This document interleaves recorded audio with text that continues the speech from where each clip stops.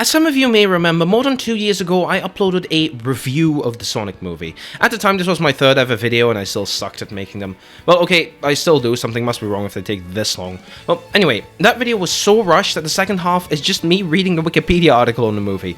Seriously, when would anyone do that? Though there was one line that really stuck with me. Why not Tails or Knuckles or a character from the game?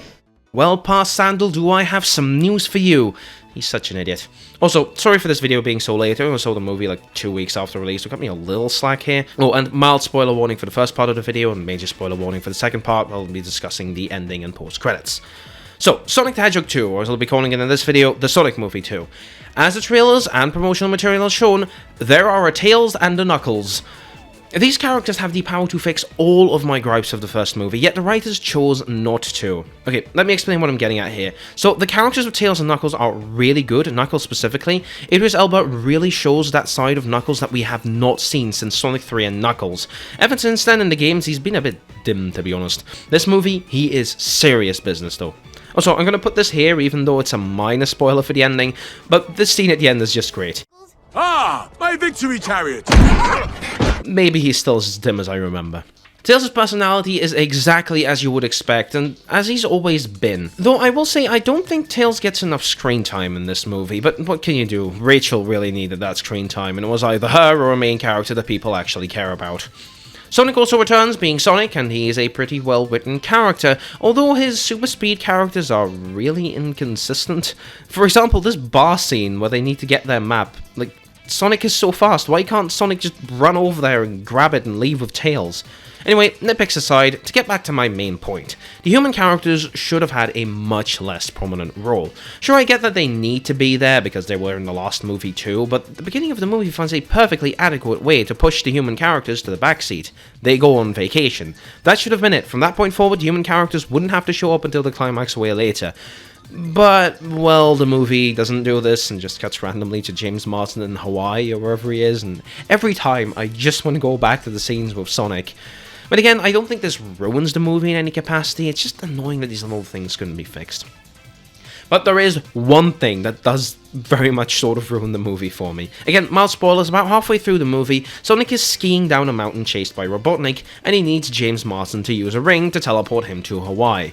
But when he goes there, Gunn is just ready to capture him. How in God's name did Gunn know Sonic was going to be in Hawaii? Him needing to go there was purely as a result of Eggman, which we are informed a few seconds later, Gunn doesn't know is back yet. So where did they get this information? Olive Garden guy knows where Sonic lives! And then there are more mediocre scenes where the two sisters use Tails as trinkets to save Sonic or whatever.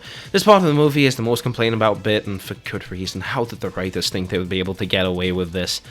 Anyway, enough negativity, let's talk about Jim Carrey as Eggman again. He is great. After the trailer, I think I got the phrase "Papa's got a brand new stash" ingrained into my brain wrinkles or something. His jokes always land, and he is a perfect fit for Eggman. Funny, I think I said the exact same thing last time, but I feel with his new looks, it is much more true. Also, the references are plenty and can sometimes really challenge your knowledge of Sonic. There's the first one we knew about, being the SA-2 on the helicopter. But one that is a recurring reference is the Mean Bean Cafe, where Agent Stone spends most of his time before Eggman returns. That's a neat reference. Okay, so most of the positive stuff in this movie requires me to talk about spoilers, because the movie really starts to pick up on Labyrinth Zone. Or at least that's what everyone is calling it. I don't really get why canonically the Master Emerald would be there. Does anyone? Like, yeah, I'm not going to pretend this is Hidden Palace Zone because it looks nothing like it, but where is Angel Island? Okay, rant over, that really had nothing to do with the movie, to be honest. Anyway, at this point, Knuckles realizes he's been tricked by Eggman and joins Sonic in a pretty heartwarming scene. I like this little heart. It's neat. Though before this, Eggman steals the Master Emerald, and then he uses it to make the Death Egg robot. At this point, a battle between the gang and Eggman starts, and honestly, this is really fun. I do wish the background set piece had a little bit more to do with Sonic, as it's just a Green Hills town, but even the CG in these scenes is very well done. There's a point where the Emerald pulls a whole train towards the Death Egg, and I actually remember thinking that was pretty good. Also, I just about caught the Death Egg manual being based on one of the Mega Drive box art templates, or the better known early Genesis box art. And of course, the Supersonic scene. I did complain about no emeralds or Supersonic last time, and I did get my wish. Now, the Supersonic here has very interesting implications due to a line that James Marsden says. The Hedgehog holds the power of the Emerald. sorry. He is no longer the Sonic you once knew. In the British Sonic comics, Super Sonic is often shown to be more of an evil Sonic. That seems to be implied by that one line, but then Sonic's personality stays the same and that isn't explained. An interesting reference to include, but not very thought through. Okay, given the main reason I wanted to do this spoiler section was for the post-credits scene. If you didn't listen to my spoiler warning before, what are you doing? Leave! The post-credits scene shows Shadow the Hedgehog alongside another neat little reference to Sonic Adventure 2 with the whole 50 years ago thing. This is cool, and I want Sonic 3 immediately. Sonic Adventure 2 is my second favourite 3D Sonic game, and its story has barely had any impact on the rest of the series. And to see that story be brought back is wonderful.